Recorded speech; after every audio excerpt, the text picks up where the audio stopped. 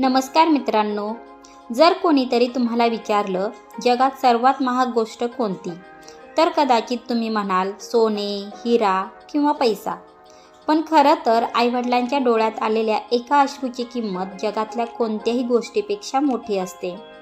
कारण तो अश्रू फक्त डोळ्यातून पडत नाही, तो त्यांच्या तुटलेल्या मनातून बाहेर पडतो.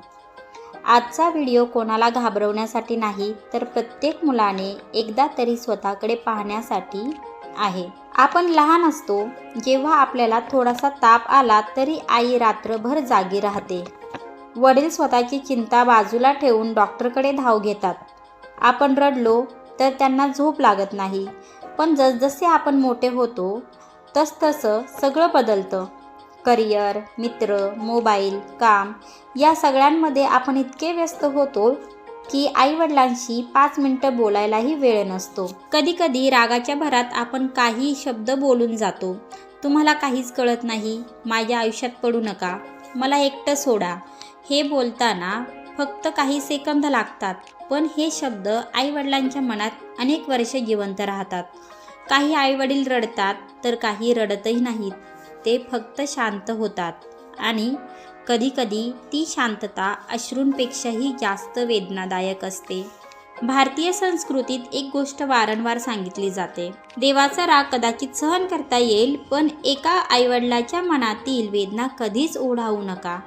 असं मानलं जातं की अशा वेदनेचे परिणाम अनेक प्रकारचे दिसू शकतात. पहिला परिणाम, कितीही मेहनत केली तरी कामात समाधान मिळत नाही. यश अगदी जवळ येतं, पण हातातून निसटल्यासारखं वाटतं. दुसरा परिणाम, घरातील शांतता कमी होते. छोट्या छोट्या गोष्टींवर वाद वाढतात. मन सतत अस्वस्थ राहतं. तिसरा परिणाम, मनातून आनंद निघून जातो. सगळं असूनही काहीतरी कमी असल्याची भावना सतत राहते. तर चौथा परिणाम होतो, ती नाती आपल्याला आधार द्यायला हवीत, तीच हळूहळू दूर जाऊ लागतात. आणि सर्वात मोठा परिणाम, एक दिवस माफी मागायची इच्छा होते, पण कधीकधी ती संधीच उरलेली नसते. म्हणून आईवडिलांना आनंद देण्यासाठी लाखो रुपये लागत नाहीत. आजच त्यांच्याजवळ 5 मिनिटं बसा, त्यांची विचारपूस करा, त्यांच्या डोक्यावर प्रेमाने हात ठेवा आणि फक्त एवढंच म्हणा, तुम्ही आहात म्हणून मी आहे. कदाचित ही एक ओळ त्यांच्या डोळ्यात आनंदाचे अश्रू आणेल.